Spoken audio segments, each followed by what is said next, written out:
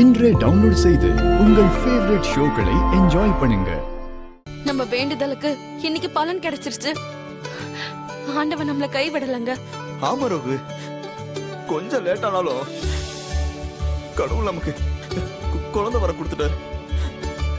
இந்த நிமிஷம் இந்த உலகத்திலே யாரு சந்தோஷமான ஆளுன்னு கேட்டா அது நான் தான். டாக்டர் இந்த சந்தோஷமான விஷயத்த சொன்ன உடனே எனக்கு அப்படியே வானத்துல பறக்கிற மாதிரி இருக்கு ரோகிணி. எனக்கும் இன்னைக்கு குழந்தைய பெத்து அத கொஞ்சம் மாட்டோமான ரொம்ப ஆசையா இருக்குங்க. ஹலோ, புருஷன் பொண்டாட்டி 2 பேரும் இன்னைக்கே எல்லா சந்தோஷத்தையும் அனுபவிச்சு முடிச்சிடாதீங்க. குழந்தை பிறக்கிற வரைக்கும் கொஞ்சம் வேணும், ஸ்டாக் வச்சுக்கிறீங்களா? என்ன மாப்ள, எல்லாரும் வெளியே போயிட்டு வர மாதிரி தெரியுது. ஆமாத்த. அம்மா, நான் உங்ககிட்ட ஒரு முக்கியமான விஷயம் சொல்லணும். அதுக்கு முன்னாடி நான் உன்கிட்ட ஒரு முக்கியமான விஷயம் சொல்லணும். என்ன விஷயம் சொல்லுங்கம்மா. காலையில டிஃபன் சாப்பிடுறப்போ என் அம்மா கனவுல வந்ததா நான் சொன்னேன்ல. ஆமா. அது விஷயமா கோயில்ல ஒரு ஜோசியரை பார்த்தோம். அவர் சொன்ன விஷயம் தான் சரியாவே இல்லை. ரொம்ப எரிச்சல் படுத்திருச்சு. அப்படி என்னம்மா சொன்னாரு? உனக்கு சீக்கிரமாவே குழந்தை பிறக்க போகுதாம்.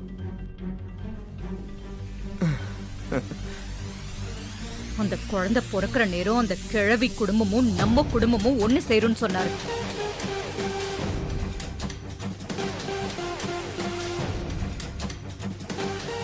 அந்த ஜோசியர் அப்படி சொன்னதுல இருந்து எனக்கு நிம்மதியே போயிடுச்சு.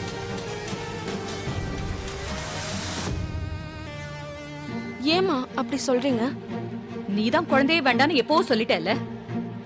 அந்த ஜோசியர் என்ன முட்டாள்தனமா இப்படி பேசுறாரு?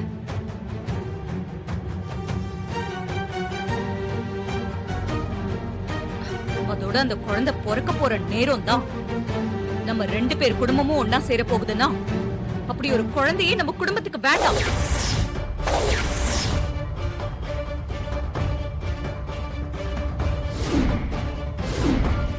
ஈஸ்வரி, ஏன் இப்படி எல்லாம் பேசுற? ஜோசியர் நல்ல விஷயம் தானே சொல்லியிருக்காரு. உங்க அம்மா உன் கனவுல வந்தது நல்லதுக்கு தானே. நம்ம வீட்டுல ஒரு குழந்தை பிறக்குதுன்னா அது எல்லாருக்கும் சந்தோஷம் தானம்மா. மாமா, எல்லா குழந்தையும் அப்படி சொல்லிட முடியாது. பிரகலாதன் கதையை கேட்டிருக்கீங்களா? அவன் பிறந்ததுனால அவன் அப்ப இரணியன் செத்தான். கிருஷ்ணன் பிறந்ததுனால தாய் மாமன் கம்சன் செத்தான். இந்த பிள்ளையும் அந்த மாதிரிதான். அம்மா, உங்க மனசுல ஒரு வெறுப்பு இருக்கு. அந்த வெறுப்புக்காக ரோஹிணி குழந்தை பெத்துக்க கூடாதுன்னு நினைக்கிறீங்களா? கல்யாணத்தை தான் உங்க விருப்பப்படி முடிவெடுப்பீங்க. இப்ப நாங்க குழந்தை பெத்துக்கிறதா வேணாமான்னு கூட நீங்க தான் முடிவெடுப்பீங்களாமா? ஆமா, நான் தான் முடிவெடுப்பேன். ரோஹிணிக்கு எக்காரணத்தை கொண்டு குழந்தை பிறக்க கூடாது. அதுதான் என்னோட எண்ணம், ஆசை. புரிஞ்சுதா?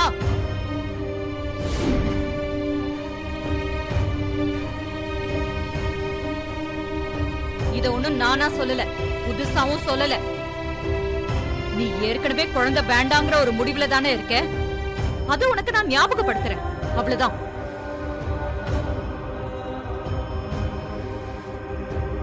சரி, நீ ஏதோ ஒரு முக்கியமான விஷயம் சொல்லணும்னு சொன்னீங்க.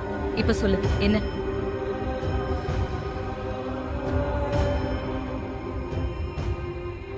என்ன அமைதியா நின்னு யோசிச்சுக்கிட்டு இருக்க? அது ஒண்ணும் இல்லம்மா. நான் கோயிலுக்கு போயிருந்தேன். அங்க ஐயர் நம்ம குடும்பத்துக்கு நல்லது நடக்கும்னு சொன்னாரு.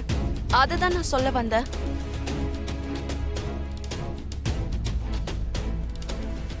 இததான் சொல்ல வந்தியா? சரி, போய் ரெஸ்ட் எடு. ஆனா நான் சொன்னதை மட்டும் மனசுல வச்சுக்கோ, புரியுதா?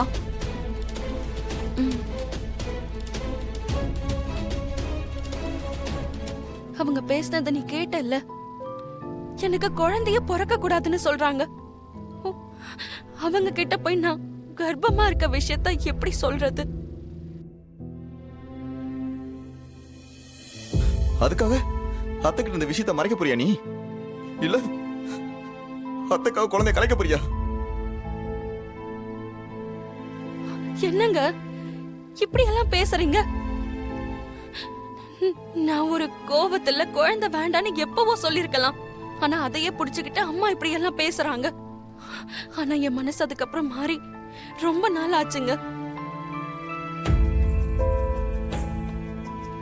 3 வருஷமா குழந்தை இல்லைன்னு நம்ம எவ்வளவு ஏங்கி இருப்போம்.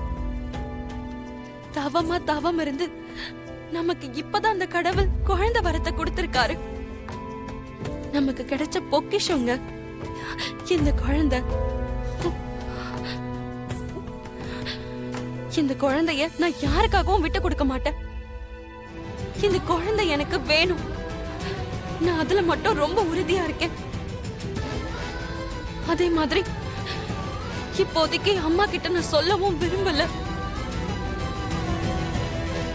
எங்க அவங்க சொல்றதும் சரிதான்.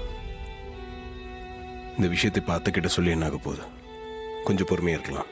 சகல, பொறுமையா இருக்கிறதுனா எவ்வளவு நாளைக்கு சகல? உங்க குழந்தை விஷயம் கும்பாபிஷேகம் வரைக்கும் அத்தைக்கு தெரிய வேண்டாம். அதுக்கப்புறம் நிறைய விஷயங்களுக்கு விடிவு காலம் பிறக்கும். உங்க குழந்தை விஷயத்துல நல்லது நடக்கும். உங்களுக்கு குழந்தை பிறந்தா இந்த 2 குடும்பமும் ஒன்று சேரும் ஜோசியர் சொல்லியிருக்காருல, அதை நினைச்சு சந்தோஷப்படுங்க. உங்களுக்கு குழந்தை பிறக்கிற நேரம் அத்தையோட மனசும் மாறலாம்ல. சகல, நீ சொல்றதெல்லாம் நடந்தா சந்தோஷம் தான்ப்பா. ஆனா அதெல்லாம் நடக்குமா? எப்பா, நீதான்ப்பா அத்தை மனசை எப்படியாவது மாத்தணும்ப்பா. நீ சொன்னதாப்பா அவங்க கேட்பாங்க. இந்த சிச்சுவேஷன் இன்னும் கொஞ்ச நாள்ல கண்டிப்பா மாறிடும். தைரியமா இருங்க. கண்டிப்பா அத்தையும் மனசு மாறுவாங்க. அது வரைக்கும் உங்க சந்தோஷத்தை நீங்க 2 பேரும் தனிமையில ஷேர் பண்ணிக்கோங்க. சந்தோஷமா இருங்க. முக்கியமா அவங்கள சந்தோஷமா வச்சுக்கோங்க. அதான் உங்களுக்கும் நல்லது, குழந்தைக்கும் நல்லது. புரியுதுங்களா?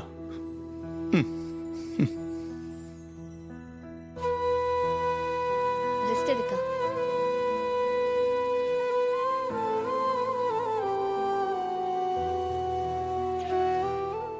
ராஜா, ரோஹிணி அக்கா கிட்டயும் மயில் மாமா கிட்டயும் நீ ஆதரவா பேசிட்டு வந்துட்ட. இப்ப என்ன பண்ண போற? உங்க ஃபேமிலியோட 3வது ஜெனரேஷன் வரப்போகுது. நியாயமா பார்த்தா நீங்க இதை செலிப்ரேட் பண்ணணும். ரொம்ப கரெக்ட். ஆனா இந்த வீட்ல தான் எல்லாமே வித்தியாசமா நடக்குதே. எங்க அம்மா அவ்வளவு சீக்கிரத்துல மனசு மாற மாட்டாங்க. பாட்டி குடும்பத்தோட சேர அவங்க ஒரு நாளும் ஒத்துக்க மாட்டாங்க. அப்படின்னா அவங்க ரோஹிணி குழந்தையையும் ஏத்துக்க மாட்டாங்க. இந்த பிரச்சனையை எப்படி சால்வ் பண்றதுன்னு தெரியல. எல்லாரும் எமோஷனலா இருக்கீங்க, பதட்டப்படுறீங்க. இந்த மனநலமையில யோசிச்சீங்கன்னா கண்டிப்பா உங்களுக்கு குழப்பமா தான் இருக்கும். கொஞ்சம் நிதானமா யோசிச்சு பார்ப்போம். நிச்சயமா எதனா ஒரு சொல்யூஷன் கிடைக்கும். நீயும் பொறுமையா இரு. உன் அக்காவையும் கொஞ்சம் பொறுமையா இருக்க சொல்லு.